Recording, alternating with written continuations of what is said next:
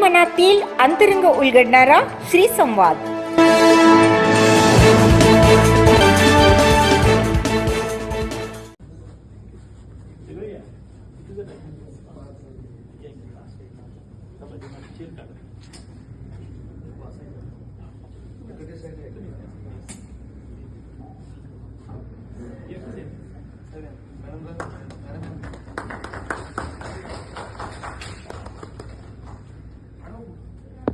गणेशोत्सव जो का सुरू केला होता, तो जो बेसिक रिझन होता, कशाला केला होता सांगू माहितीये का?